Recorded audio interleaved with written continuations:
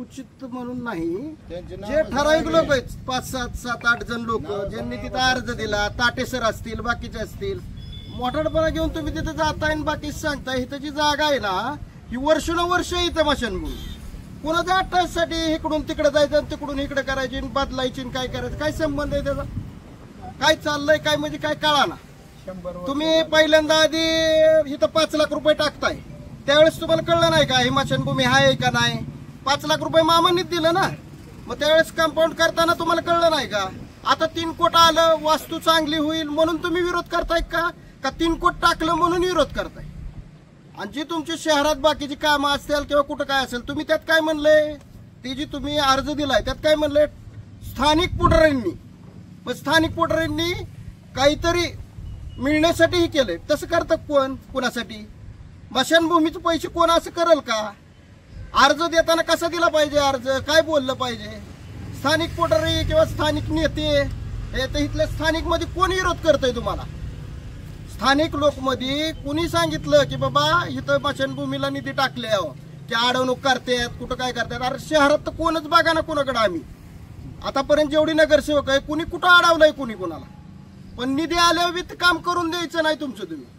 आणि तुम्हीच सांगताय 5-7 जण जात आहे, पुढारी कोण पुढारी कमिशन मागाय तरी का मालाय? आणि त्यात अर्ज देताय तुम्ही तिथं नगरपालिकेत. कुठला? ज्याला कुणाला काम आहे ना तुम्ही तिथं रोज या आणि रोज बघा. ताटेसराला मानव रोज ये आणि रोज बघ इथं काय ती कसं काम करायचं, काय करायचं तू करा. पण उगाच काहीतरी गोष्ट करून कुठंतरी काहीतरी भरकटून लोकांना भडकून हे असं चालत नसतं. 7-8 लोक आता त्यांनी जागा घेतली, प्रॉपर इथली नाहीत, ती मोठी मोठी घरं झालेली तिथं. आता बरं इथं स्थानिकची राहणारी बी आहेत ना, त्यांना त्रास नाही. आणि जी बाहेर ना आल्यात त्यांनी आता घरं बांधल्यात त्यांना त्रास होतोय का? इथल्या लोकांना नाही का त्रास होत? कुठं जायचं? मशानभूमी तुम्ही पर्याय जागा दाखवा. जागा नाही तुमच्याकडे, काय नाही. आणि तुम्ही म्हणताय तिकडे पलीकडे न्यान, इकडे न्यान, तिकडे न्यान. जागा दाखवा की. आहे का तुमच्याकडे? काय सीओकडे आहे का नियोजन? काय बरं कोण म्हणतंय त्याच्याकडे आहे का नियोजन? वर्षानुवर्ष आहे आणि त्याचं काम करताना तुम्ही करून देत नाही म्हणजे? मामांनी दिलाय निधी. जर तुम्हाला माहिती होतं की बाबा इथं मशानभूमी नाही पाहिजे, बाकीच पाहिजे, तर निधी टाकला असता का? सगळी मंजुरी झाली, काम चालू करा टायमिंगला तुम्ही कोणतरी अर्ज देणार, काहीतरी करणार आणि उगा काहीतरी लोकांना दिशाभूल करणार.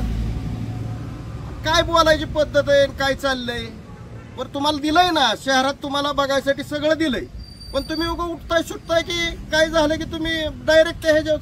आणि इथं कोण एकच समाजाचा माणूस येत नाही माहितीला, सर्वसामान्य सगळे येतात. तुम्ही एकाच विशिष्ट समाजावर घेऊन तुम्ही जर आम्हाला पाठीमागं बोलत असाल किंवा कोण काय मागं बोलत असेल तर त्याला माझं सांग नाही की इथं फक्त आमच्या समाजाची माणसं येत नाहीत. इतर त्या दिवशी सोमोशी होते त्यांची कुठं झालं अस्तित्व, कुठं झालं विसर हा सगळे आणतात. आणि तुम्हीच अर्ज करता तिथं.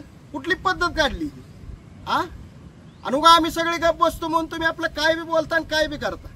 पण आम्ही म्हणतोय कोणाला काय आला का? खाली मान घालून आम्ही आपलं चाललंय, ठीक चाललंय तुमचं, कसं का असं ना. तुम्ही शहर कसं बी विकसित करा, मशानभूमीला बी अडचण. ही पद्धत चांगली नाही. एवढंच सांगायचं होतं. बाकीचं निवेदन आबा वाचतील.